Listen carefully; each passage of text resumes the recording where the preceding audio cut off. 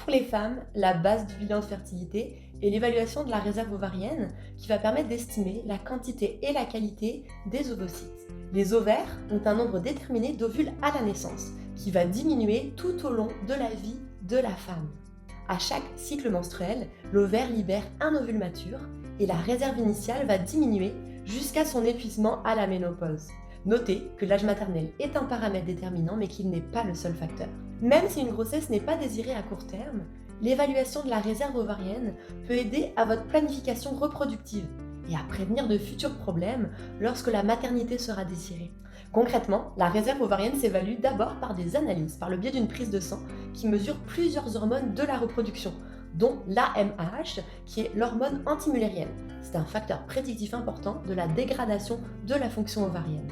On procède ensuite à une échographie transvaginale pour compter ce qu'on appelle les follicules en trop.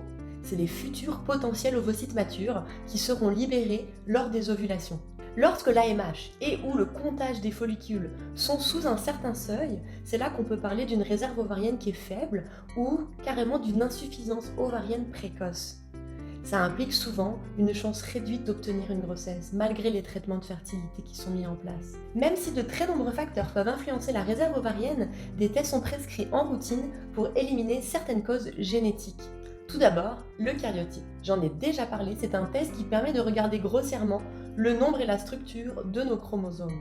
On veut, dans ce contexte, vérifier qu'il n'y a pas d'anomalie au niveau des chromosomes sexuels, les chromosomes X, qui sont retrouvés dans près de 10% des cas d'insuffisance ovarienne précoce. Cela inclut notamment le syndrome de Turner, soit la formule chromosomique X0, appelée aussi monosomie X. Ça veut dire tout simplement qu'il manque un chromosome X. Je vous parlerai plus en détail de ce diagnostic dans une autre capsule. Un autre test, plus subtil, viendra ensuite vérifier l'absence de changement génétique dans le gène associé au syndrome du X fragile. C'est vraiment très important d'éliminer cette condition, parce qu'en plus de pouvoir causer des problèmes de fertilité chez la femme, ça implique également un risque d'avoir des enfants atteints avec un syndrome de déficience intellectuelle.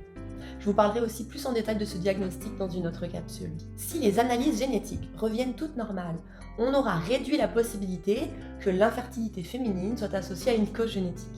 Mais gardez en tête qu'il existe de nombreuses autres causes, plus rares, et que l'interprétation de ces résultats doit toujours se faire en prenant en compte tout le contexte médical et familial. La génétique en clair est disponible sur Facebook, YouTube, TikTok et Instagram. Alors n'hésitez pas à vous abonner et écrivez-moi si vous avez des questions ou des sujets qui vous intéressent.